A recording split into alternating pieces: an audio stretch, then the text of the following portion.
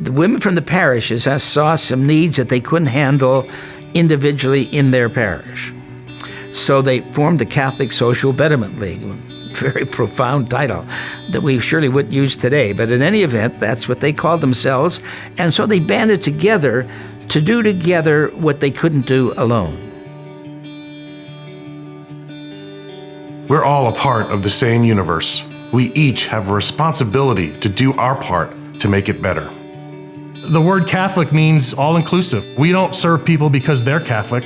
We serve people because we're Catholic. We think it's our job to do it. It's part of our faith tradition. It's why we exist. At Catholic Charities, we can't fix the world all at once. We can only stretch ourselves out to mend the parts of the world that are right in front of us. The good news, Catholic Charities is in the middle of the action in Eastern Washington, and there's a whole lot right in front of us that we can do something about. The rich history of Catholic Charities is a response and a legacy to those people most in need. Regardless of their religious affiliation, their economic background, the common denominator is need. We serve as messengers of Christ's love and reaching out to individuals because we truly believe that every individual is in the image and likeness of Christ. We're all in this together, right? We're not doing it for you so that you don't have to. We're doing it with you, alongside you. The thing that stands out for me is Catholic Charities' incredible range of services that we provide to people literally from conception all the way to death. Here's what you need to know about Catholic Charities, Eastern Washington. We're an amazing symphony of miracle workers. We cover everything from the Oregon border to the Canadian border and everything in between on the east side of the state. 300 staff, over 6,000 volunteers, 15 programs in 58 different locations, and we save people's lives every day. Our job is to go into the corners, into the tough places, into the dark places, and serve the people most in need. We all work to respond to crisis, to help stabilize lives, and then to help also advocate in hope that people can move forward and make progress in their own lives. It's hard to get everything that you need when you're homeless if you're out on the street, because often just trying to meet your basic needs is an issue. Certainly trying to navigate social service systems can be an issue. So having that all concentrated where you're living, even if it's temporarily, is really, I think, the best gift that the shelters provide. The House of Charity really is a safe haven for anybody 18 and over. It's a low barrier shelter, which means there's no requirement for sobriety or programming or worship or volunteering for services. It's a place where anyone can get a meal, a shower, do their laundry for free. And we also have sleeping programs and a respite program. The homeless issue, you see it at House of Charity every single day. But the House of Charity is not a never-ending black hole. There's a light at the end of the tunnel. There's a plan. We're building housing every single day, new housing for homeless people, so we can get them out of the House of Charity and into permanent, forever homes. But the longer-term solution that hopefully helps us to empty the House of Charity over time is to build housing for this same population.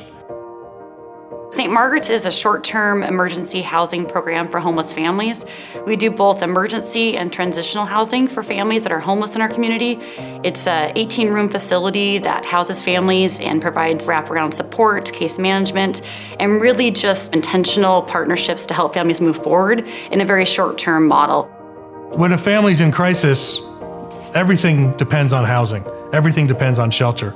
At St. Margaret's, that's what they do for families. Families that are living in their cars or living on the streets can come into St. Margaret's and start to rebuild some semblance of a normal life for themselves and their kids. That's the first step in that path to stability. The whole goal of Rising Strong is to keep families together. Our families come to us as an outcome of court involvement. I think the question is, what trauma have our families not experienced? Our children are coming from homes that have included neglect, and that's typically neglect due to a substance use disorder. So if you can imagine, being a 3-year-old child and your mother or father is not able to respond to your needs, they're not able to provide food on the table, they're not able to ensure that your diaper is changed or your clothes are clean. You might not know when your mom's coming home. Our children have witnessed oftentimes violent behaviors. They've witnessed drug use. When you think about all the types of trauma a person can endure, our families have endured it. And the hardest part is that our parents endured that as children themselves. So they often behave this way because their own parents behaved this way. It's behavior based on substance use and mental health. It's not who they are when they're sober and happy and able to access supports. A key component of Catholic Charities' mission as an agency is to break intergenerational poverty, and Rising Strong plays a key role in that. We treat the whole family, and if you're talking about breaking cycles, to have a program that can address that whole spectrum in one space and change their lives together is a unique opportunity. Housing is fundamental to someone's identity. It helps connect them to the community that they're part of. You become a citizen and a participant in Eastern Washington in a different way when you have a home and a place that you call your own. It's different than wandering the streets. You become connected and a part of that community in a way that is really something amazing. Catholic Charities continues our development pipeline, taking advantage of the tax credit program. This allows large syndicators and corporations to invest equity into our properties and defer their future year's tax liability. So this means that we don't have to ask parishioners or stakeholders of Catholic Charities to open their wallets. We can continue to develop these properties simply by taking advantage of this program at the federal level. So tax credits allow wealthy corporations and individuals to invest in affordable housing, deferring their future tax liability, and it doesn't require us to write local checks to make these developments continue to happen. Catholic Charities has over 1,200 units of housing. We do what we can to provide everything from furniture to food to towels, toiletries, and then we give residents a lot of support that they need. Sometimes people move in, they have no income, they have no resource whatsoever, and so we get them connected to stabilize them and help them to see a better future for themselves. People can't function and can't get past really any challenges if they're starting out in a place where they have nowhere to live. So we've built apartments in Spokane and Walla Walla and Pullman and Othello and Pasco and Colville, and we're ready to go anywhere that's needed, anywhere where people need a home. Our program is all about making sure that families can make the choice to feed their children, clothe their children, and house their children all safely. Where our seniors are concerned, many who are homebound don't have the access to fresh, local, healthy, affordable food. And our food security program actually delivers food to them. That food insecurity is a big contributing factor to poverty. When people are not getting the nutrition they need, the healthy meals they need, their health declines. And we know that when health declines, poverty increases. Our Food for All program really addresses that issue of food security. These are folks who can't afford to buy these things in the grocery store, and they can't always get them with food stamps. But with Food for All, they can. They can go out to farmers markets and use their food stamps and buy fresh fruits and vegetables that they can bring home and help the nutrition for themselves and their kids. That's a huge part of what we're doing at Catholic Charities, is to stabilize family. Senior Services helps low-income seniors and people with disabilities stay in their own home as long as safely possible by providing volunteers to help them around the house with household tasks. And we respond to their need by getting them to the doctors, getting them to the grocery store, whatever seems to be necessary. That's what Catholic Charities does for the rural areas. As medical technology increases, we're all living longer. That's a good thing. But we have a lot of vulnerable seniors who are living longer in isolation and living longer in crisis, and that's not a good thing. Our Senior Services program really is designed to help senior citizens live independently in their own homes. We have an army of volunteers, thousands of volunteers, whose job it is to be matched up with a senior citizen who's living at home in need. That's enough to help seniors stay in their home, keep their dignity, remain stable, and remain independent. The programs focus on really advancing a person's life, really providing them hope and providing growth to those families and individuals who are in a place to advance their lives. One of the biggest problems we have in Spokane is kids get to kindergarten and they're already behind because they haven't had good nutrition or good sleep or good home life or stable home life. St. Anne's helps give kids those things, so when they get to kindergarten, they're ready.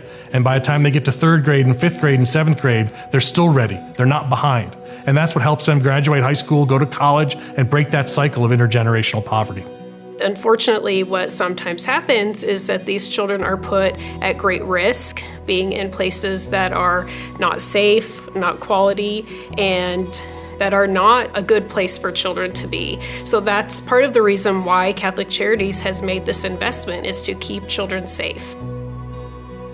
Our Kappa Prepares program is really something special. This is where we're reaching out to 4,000 different pregnant and newly parenting young women every year. But not just the women, we're reaching out to the dads too. We have a fatherhood program in our Kappa Prepares shop that really works with dads to get them involved with their families, with their kids, with their wives. And that family strength, that family unit, it's the best way to fight poverty, is to have stronger families. The kids who are given a chance to be the first person to change the generational cycles of abuse and poverty, they go on to know what it's like to be in a healthy relationship. They build healthy relationships themselves. They break the cycle of domestic violence. They break the cycle of having to live in poverty and not knowing where your next paycheck's gonna come from, or is there food for dinner tonight? Any given year, about 20% of all adults in the United States suffer from some sort of mental illness, from mild to very, very severe, and about a little over 5% of our population suffer from very severe mental illnesses. And so that is the population that we primarily serve. Mental health counseling is a big part of what we do at Catholic Charities. A huge number of our clients that come through our doors every year come to us with some history of mental health struggles for themselves or for someone in their immediate family. The truth is, you want to solve poverty, solve mental health, solve substance abuse. We focus on family-based immigration services, but we'll also provide services to refugees, persons seeking asylum, and persons seeking other forms of immigration relief. It really represents, of course, the gospel mandate to welcome the stranger. At Immigration Services, we're really reaching out to people that are living in the shadows because they're afraid. And so we try and work with them to give them a path to legal citizenship and a path to having a more stable life in our community. The great thing about Catholic Charities is we have this huge regional presence, especially down south, where there are a lot of people who are living in poverty, especially in Walla Walla and Pasco and the southern parts of our diocese. The Walla Walla office especially is doing a lot of great things right now. They've opened a teen shelter. We have a counseling program in Walla Walla, emergency assistance, senior services, and housing. Over the almost 75 years that Catholic Charities has been in Walla Walla, we have provided counseling services to those in need. The Walla Walla way means that we collaborate together, that we communicate together, and that we try to find a way to be able to fit the needs for everyone in our community. Parish Social Ministries is the program of Catholic Charities that is meant to engage Catholics throughout the parishes of Eastern Washington in whatever way that's meaningful and effective in their community and their neighborhood. The great part about Catholic social teaching is we have a consistent framework of values and ethics. So we draw from the same well of tradition and scripture and values, no matter what the issue is. Catholic Charities Eastern Washington affirms the dignity of every human person, regardless of their circumstances. The thing that excites me most about Catholic Charities and our future is the integration of our various services that we're now providing, where we're looking at certain problems such as the homeless problem more holistically, where we're providing the housing, the stability in the form of meals and nutrition, and also the counseling needs, and to some extent even assisting with the medical needs and the case management to provide the complete circle of services needed. This is complex work. Nothing that Catholic Charities does is magic, right? We have to do a lot of hard work with families and individuals to help them recover and lead the life they want, and it takes time. But we're here with people that whole journey, and that is a long journey sometimes, and the community can support us in that understanding that these are complex problems, they have complex solutions. We ask people for prayers. We ask them to consider volunteering in one of our programs because we believe that getting them involved in the communities and in the programs will tie them to us for life. And we ask people to consider a gift to Catholic Charities in order to sustain the services and programs we provide. Catholic Charities has really done a superb job to use people's generosity in the most effective way possible to, in a sense, make the dollar be the most powerful dollar that someone is donating to help those who are in need. Catholic Charities is a special friend to the community, a special and powerful friend to the entire Eastern Washington community. On any given day at Catholic Charities, we've got staff, volunteers, 15 different programs in 58 different locations all over Eastern Washington, doing work to help people get out of suffering and get out of poverty. But we're not just doing it for us or for them, we're doing it for the entire community. That means we're going to keep building apartments. We're going to keep having regional offices in Walla Walla and Colville and Pasco and everywhere in between until we tackle problems related to rural poverty. It means we're going to keep serving kids and seniors and the disabled and single moms. We're going to keep doing all those things, but with an eye on the future, an eye on being able to stop the causes of poverty to begin with.